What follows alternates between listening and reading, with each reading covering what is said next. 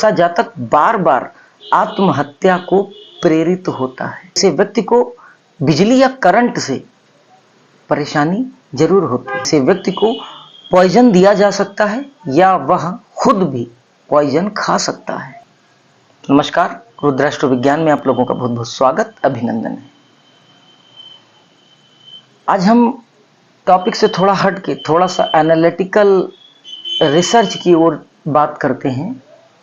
कुंडली, जो जन्म कुंडली है वो सामान्यतः आप सबको पता है, लेकिन जन्म कुंडली के फलादेश किन कारणों से और अधिक स्पष्ट और सटीक हो सकते हैं, उस क्रम में आज हम बात करेंगे एक उप कुंडली की, जिसका नाम है द्रेष्काण लग्न, D3 चार्ट। प्रत्येक राशि जो होती है वह 30 अंश की होती है, 30 डिग्री की एक राशि होती है और इसके 1/3 यानी 1/3 भाग को अर्थात 10 अंश को द्रेष्काण कहते हैं। इस प्रकार एक राशि में 3 द्रेष्काण होते हैं और इसी अवधारणा पर द्रेष्काण कुंडली निर्मित की जाती है। भाई बहन के सुख दुख, भाई बहन से मिलने वाले सहयोग असहयोग का विचार किया जाता है इस कुंडली से भी। जन्म लग्न कुंडली से तारतम्य बिठाते हुए इस टॉपिक पे, भाई बहन के सुख दुख सहयोग असहयोग वाले टॉपिक को स्पेशली क्लैरिफाई करने के लिए, जातक के साहस, उसका बाहुबल, उसका पराक्रम, उसकी मेहनत का क्या रिजल्ट आएगा, कितना मेहनती होगा, सुख संपन्नता इत्यादि के साथ ही बहुत से मामलों में पूर्व का जन्म और आगे होने वाले जन्म तक के विषय में भी द्रेष्काण कुंडली सपोर्ट करती है। तो आज इसी क्रम में बात करेंगे, कुछ चीजों को समझने की कोशिश करेंगे कि कौन से नियम, कौन से सूत्र बनते हैं जिससे हम जन्म कुंडली के साथ तारतम्य बिठाते हुए द्रेष्काण लग्न का भी विचार यदि करते हैं तो कितनी सटीकता से हम रिजल्ट तक पहुंच सकते हैं। द्रेष्काण लग्न का स्वामी यानी द्रेष्काण कुंडली में 1 नंबर में जो राशि है वही लग्नेश है। तो उस राशि का जो स्वामी ग्रह है, यदि वह ग्रह जन्म कुंडली में उच्च या केंद्र में बली हो तो ऐसे व्यक्ति का जो जन्म होता है वह राजमहल या बहुत लग्जरियस घर में होता है। मतलब जहां पर उसको सुविधा के सारे ऐशो आराम उपलब्ध हो, इस प्रकार के घर में उसका जन्म होता है। द्रेष्काणेश यानी द्रेष्काण लग्न का जो स्वामी ग्रह है, यदि जन्म कुंडली में स्वग्रही हो जाए, यानी कि वो जन्म कुंडली में अपनी ही राशि में आ जाए, तो ऐसा जातक जो होता है वह किसी सेना अध्यक्ष या फिर रक्षा या सुरक्षा से जुड़े हुए किसी विशेष विशिष्ट उच्च पदस्थ व्यक्ति के घर में जन्म लेता है। द्रेष्काणेश यानी द्रेष्काण लग्न का स्वामी ग्रह यदि जन्म लग्न में मित्र क्षेत्री हो, यानी कि द्रेष्काण लग्न का स्वामी यदि लग्न कुंडली में, जन्म लग्न कुंडली में अगर मित्र की राशि में आ जाए, तो ऐसे जातक जिस घर में जन्म लेते हैं वह किसी विद्वान व्यक्ति का घर होता है, बहुत ज्ञानी, बहुत जानकार व्यक्ति होता है। द्रेष्काण कुंडली में यदि द्रेष्काण लग्न पुरुष ग्रह हो, यानी कि द्रेष्काण लग्न में जो राशि है उस राशि का स्वामी ग्रह यदि कोई पुरुष ग्रह हो, अर्थात सूर्य, मंगल या गुरु हो, यानी कि द्रेष्काण लग्न का की जो राशि है वह इन ग्रहों से शासित होती हो, यानी सूर्य यानी कि यदि सिंह लग्न हो, मंगल यानी कि मेष या वृश्चिक लग्न हो और गुरु यानी कि धनु या मीन लग्न हो और इनसे युक्त हो दृष्टकाण लग्न, अगर दृष्टकाण कुंडली में यदि दृष्टकाण लग्न पुरुष ग्रहों से युक्त हो तो जातक को छोटा भाई प्राप्त होता है। और यदि दृष्टकाण कुंडली में यदि दृष्टकाण लग्न जो है वह स्त्री ग्रह से युक्त हो यानी कि शुक्र और चंद्रमा से युक्त हो तो ऐसा जातक छोटी बहन को प्राप्त करता है, यानी कि ऐसे जातक को छोटी बहन होती है। अगर बहुत से ऐसे लोग भी आते हैं मेरे पास जो जिनके पास बर्थ की कोई डिटेल्स नहीं होती, यानी उनकी इंडिविजुअल कोई कुंडली नहीं बनाई जा सकती, लेकिन उनकी जो संतान होती है उनकी चूंकि लेट में होती है, उनकी जन्म के अकॉर्डिंग काफी देर में यानी कि 20, 22, 25 साल के बाद, तो वह लोग उनकी बर्थ डिटेल्स को नोट कर लेते हैं। तो उनकी यानी उनके बच्चों की कुंडली के माध्यम से भी उनके इन प्रश्नों को सॉल्व किया जा सकता है कि उनको कोई संतान हो सकती है या नहीं, या फिर जो नेक्स्ट उनकी जो चाइल्ड होगी वह पुत्र होगा या पुत्री, यह उनके बच्चों की कुंडली से देखकर क्लेरिफाई किया जा सकता है। आगे बात करते हैं। यदि दृष्टकाण लग्नेश पर यानी दृष्टकाण लग्न का जो स्वामी ग्रह है उस पर यदि पुरुष ग्रह यानी सूर्य, मंगल या गुरु हों या उनकी दृष्टियां पड़ रही हों तो पहले भाई होता है। यानी कि यदि दृष्टकाण लग्नेश यदि पुरुष ग्रह हो कि लग्न में जो राशि है यदि वह सूर्य, मंगल या गुरु की राशि हो तो ऐसे जातक को पहले भाई प्राप्त होता है। और दृष्टकाणेश लग्न यदि स्त्री ग्रह हो यानी चंद्रमा या शुक्र की कोई राशि हो लग्न में, दृष्टकाण लग्न में, तो पहले बहन होती है। बड़ा इंटरेस्टिंग, बड़ा रोचक है ज्योतिष। बस थोड़ा सा सूक्ष्मता, थोड़ा से अनुभव की आवश्यकता होती है।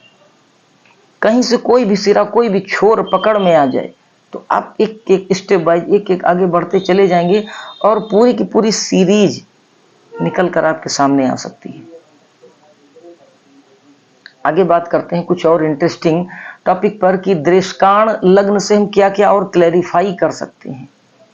दृष्टकाण लग्न का स्वामी यदि जन्म लग्न में यानी जन्म लग्न की कुंडली में दृष्टकाण लग्न का जो स्वामी ग्रह है वह अगर 6 या 8 भाव में आ जाए तो ऐसा जातक जो है वह खुद को चोट पहुंचाता है, खुद को कष्ट देता है, या फिर ऐसे व्यक्ति के मन में बार बार सुसाइड अटेम्प्ट आते हैं, आत्महत्या को प्रेरित होता है। और ऐसे ही व्यक्ति होते हैं जिनके अंदर ये बड़ी पॉसिबिलिटी होती है कि सुसाइड कर भी सकते हैं। साथ ही अगर जन्म कुंडली में कहीं चंद्रमा राहु से पीड़ित है या 6th या 8th हाउस में ही ऐसा कोई योग या कोई युति या कोई दृष्टि चंद्रमा के ऊपर राहु की पड़ रही है या शनि की पड़ रही है तो यह योग और बली हो जाता है। ऐसे जातक को विशेष उपाय समय रहते ही कराने चाहिए और काफी चौकन्ना व सावधान भी ऐसे जातक को रहना चाहिए। ऐसे जातक को मोस्टली अकेले यात्राएं नहीं करनी चाहिए और अकेले सोना भी नहीं चाहिए।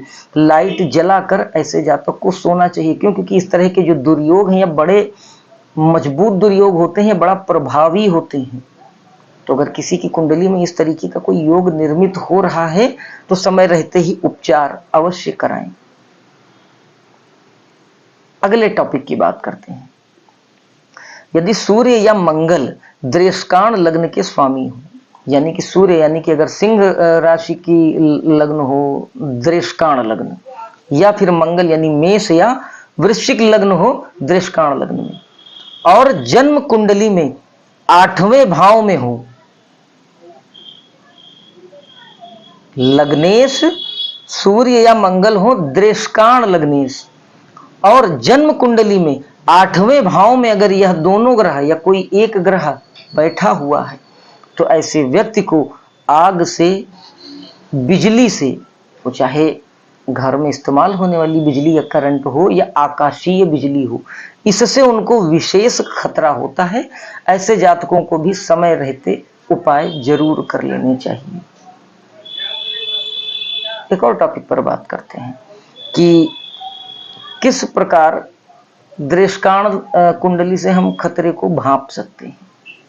दृष्काण लग्न का स्वामी यदि जन्म कुंडली में 8वें भाव में हो, यानी दृष्काण लग्न में जो राशि है उसका स्वामी ग्रह जो है वह जन्म कुंडली के 8वें भाव में स्थित हो और साथ ही गुरु या शनि या दोनों युक्त हों 8th हाउस में, या फिर दृष्टियां पड़ रही हों, तो ऐसे जातक को पॉइजन से, विषपान से मृत्यु तुल्य कष्ट मिल सकता है। और यदि राहु की स्थितियां भी कहीं ना कहीं 2nd हाउस के साथ कम्युनिकेट कर रही हों, तो यह दुर्योग और बली हो जाता है। जन्म कुंडली में अगर राहु मान लीजिए कि 2य भाव में बैठा हो, खराब और कुपित होकर बैठा हो, तो वह 8वें भाव को देखेगा। और अगर 8वें भाव में दृष्काण लग्न का स्वामी पहले से ही स्थित है और शनि या गुरु या दोनों 8वें भाव में ही आ गए हैं, तो इस तरीके का दुर्योग बड़ा प्रबल दुर्योग बनाता है। समय रहते ही उपचार करने की आवश्यकता होती है। तो दृष्काण लग्न से इसके अलावा भी बहुत सी चीजों को फाइंड आउट किया जा सकता है कि दृष्काण लग्न के स्वामी की जो स्थिति है वह जन्म कुंडली में किस प्रकार की स्थिति है।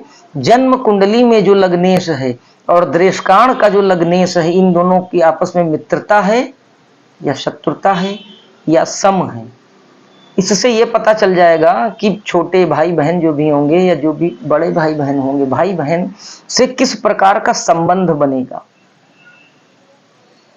3rd हाउस और 11th हाउस को भी हम देखेंगे कि उनसे क्या कम्युनिकेशन हो रहा है जन्म कुंडली के लग्नेश का।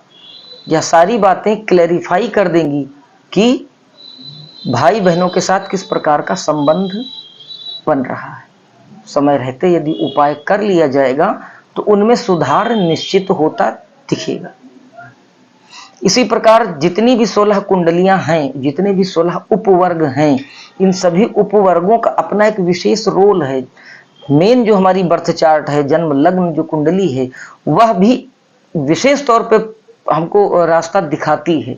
जन्म कुंडली बेसिक कुंडली है, वो हमारी मदर कुंडली है, हम उसी से सारी चीजों की गणना करेंगे। लेकिन जब किसी विशेष फल कथन की बात आएगी तो हम सपोर्ट में उपवर्ग कुंडलियों का सहारा लिए बगैर किसी चीज को कंफर्म नहीं कर सकते।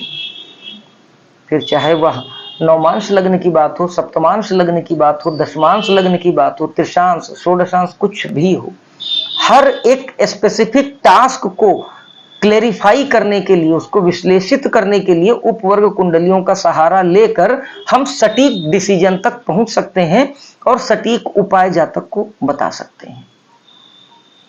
तो अगर आपको भी लगता है कि आपकी व्यक्तिगत तौर पर कोई समस्या है या आपके जानने में कोई लोग हैं जिनको कुछ ऐसी समस्याएं हैं, ज्योतिषीय विश्लेषण करा चुके हैं, उपाय करके भी परेशान हो चुके हैं, कोई रिजल्ट नहीं आ रहा है, तो एक बार हमसे अपनी कुंडली का फ्री में परामर्श कराएं। हमारे सारे उपाय निःशुल्क होते हैं। किसी भी प्रकार का कोई यंत्र, मंत्र, तंत्र या फिर जेमस्टोन वगैरह हम लोग नहीं सेल करते।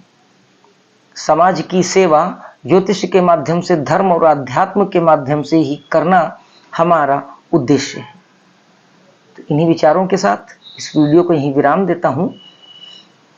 कल फिर किसी रोचक और ज्ञानवर्धक ज्योतिष के कार्यक्रम के साथ आपसे भेंट होगी। तब तक के लिए जय महाकाल।